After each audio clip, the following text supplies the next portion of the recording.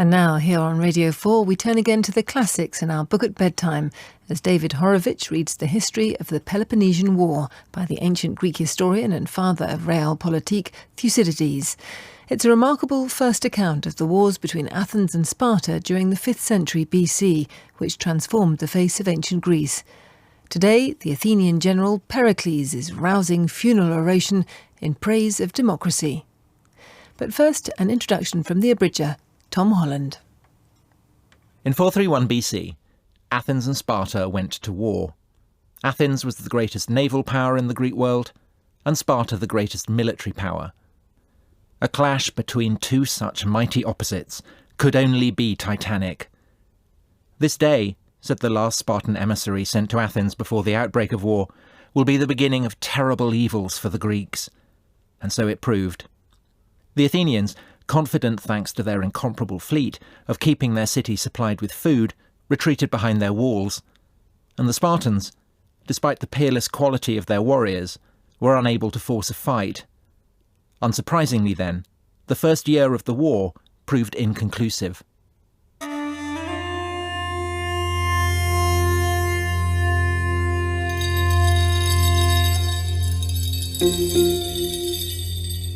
That winter, the Athenians, following their annual custom, gave a public funeral for those who had been the first to die in the war. These funerals are held in the following way. 2 days before the ceremony, the bones of the fallen are brought and put in a tent which has been erected, and people make whatever offerings they wish to their own dead. Then there is a funeral procession in which coffins of cypress wood are carried on wagons. The bones are laid in the public burial place, which is in the most beautiful quarter outside the city walls. Here the Athenians always bury those who have fallen in war. When the bones have been laid in the earth, a man chosen by the city for his intellectual gifts and for his general reputation makes an appropriate speech in praise of the dead, and after the speech all depart. Now, at the burial of those who were the first to fall in the war, Pericles, the son of Xanthippus, was chosen to make the speech. When the moment arrived, he came forward from the tomb and, standing on a high platform so that he might be heard by as many people as possible in the crowd, he spoke as follows.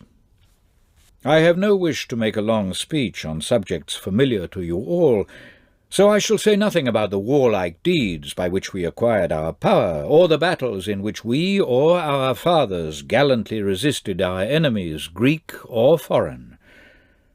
What I wish to do instead, in the first place, is to discuss the spirit in which we faced our trials, and also our constitution and the way of life which has made us great. So let me say that our system of government does not copy the institutions of our neighbours. It is more the case of our being a model to others than of our imitating anyone else. Our constitution is called a democracy, because power is in the hands not of a minority, but of the whole people. When it is a question of settling private disputes, everyone is equal before the law. When it is a question of putting one person before another in positions of public responsibility, what counts is not membership of a particular class, but the actual ability which the man possesses. No one, so long as he has it in him to be of service to the state, is kept in political obscurity because of poverty. Then there is a great difference between us and our opponents in our attitude towards military security. Our city is open to the world. We have no periodical deportations in order to prevent people observing or finding out secrets which might be of advantage to the enemy. This is because we rely not on secret weapons, but on our own courage and loyalty. There is a difference, too, in our educational systems. The Spartans, from their earliest boyhood, are submitted to the most laborious training in courage. We pass our lives without all these restrictions, and yet are just as ready to face the same dangers as they are. Our love of what is beautiful does not lead to extravagance. Our love of the things of the mind does not make us soft. We regard wealth as something to be properly used rather than as something to boast about. As for poverty, no one need be ashamed to admit it. The real shame is in not taking practical measures to escape from it. Here each individual is interested not only in his own affairs, but in the affairs of state as well. Even those who are mostly occupied with their own business are extremely well informed on general politics. This is a peculiarity of ours. We do not say that a man who takes no interest in politics is a man who minds his own business. We say that he has no business here at all. Taking everything together, then, I declare that our city is an education to Greece. Mighty indeed are the marks and monuments of our empire which we have left. Future ages will wonder at us as the present age wonders at us now. We do not need the praises of a Homer or of anyone else whose words may delight us for the moment, but whose estimation of facts will fall short of what is really true.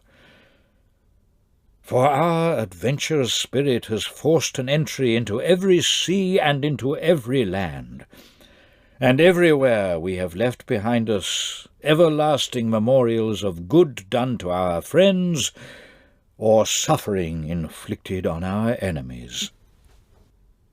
This, then, is the kind of city for which these men, who could not bear the thought of losing her, nobly fought and nobly died.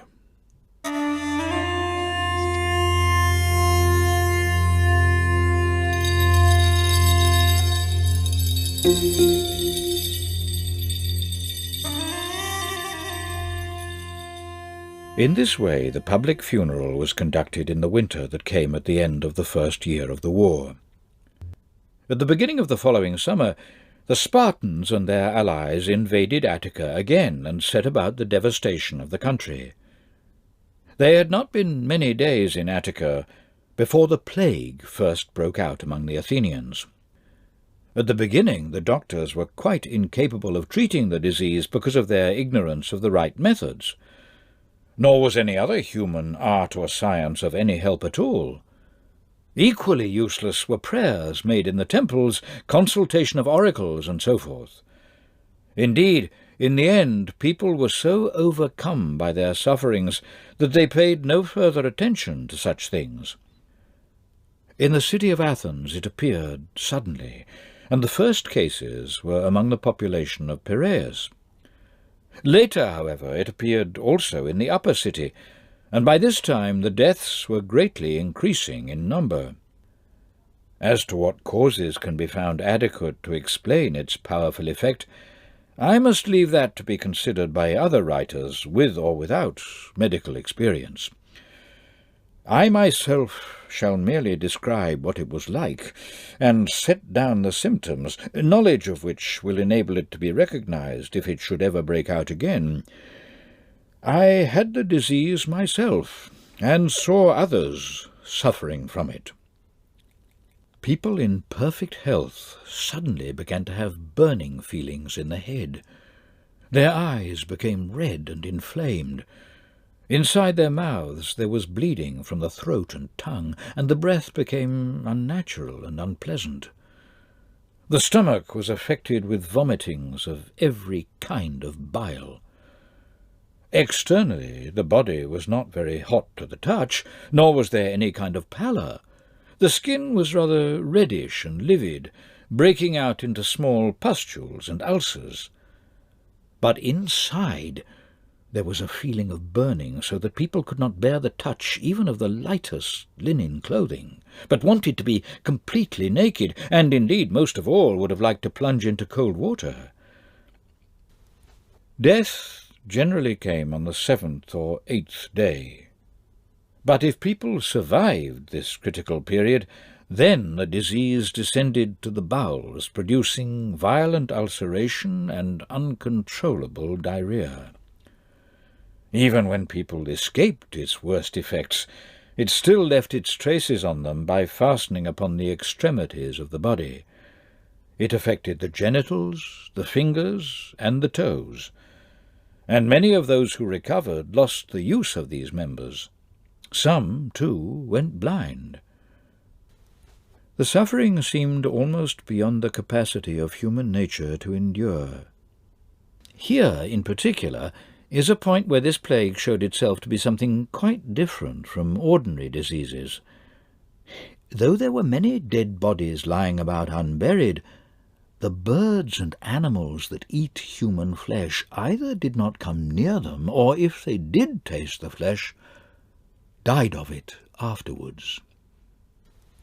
Evidence for this may be found in the fact that there was a complete disappearance of the birds of prey. They were not to be seen either round the bodies or anywhere else. A factor which made matters much worse than would otherwise have been the case was the removal of people from the country into the city, and this particularly affected the incomers. There were no houses for them, and, living as they did during the hot season in badly ventilated huts, they died like flies. The bodies of the dying were heaped, one on top of the other, and half-dead creatures could be seen staggering about in the streets or flocking around the fountains in their desire for water. The temples in which they took up their quarters were full of the dead bodies of people who had died inside them. All the funeral ceremonies which used to be observed were now disorganized, and they buried the dead as best they could. In other respects also Athens owed to the plagues the beginnings of a state of unprecedented lawlessness. People began openly to venture on acts of self-indulgence which before then they used to keep in the dark. Thus they resolved to spend their money quickly and to spend it on pleasure, since money and life alike seemed equally ephemeral. As for what is called honour, no one showed himself willing to abide by its laws, so doubtful was it whether one would survive to enjoy the name for it. It was generally agreed that what was both honourable and valuable was the pleasure of the moment, and everything that might conceivably contribute to that pleasure. No fear of God or law of man had a restraining influence. As for the gods, it seemed to be the same thing whether one worshipped them or not, when one saw the good and the bad dying indiscriminately.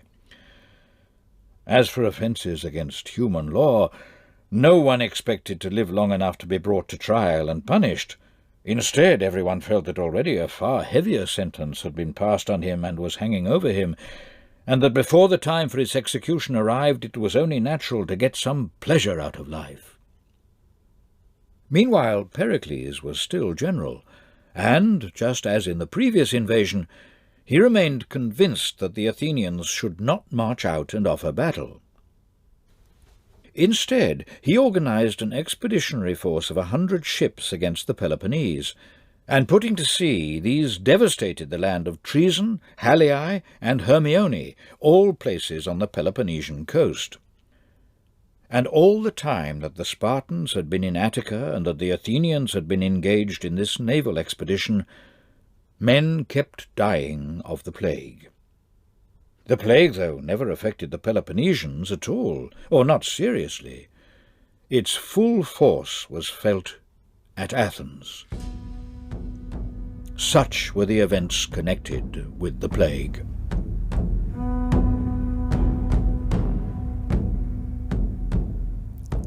David Horovitch continues reading Thucydides, The History of the Peloponnesian War, at the same time tomorrow. The Abridger was Tom Holland and the producer, Justine Willett.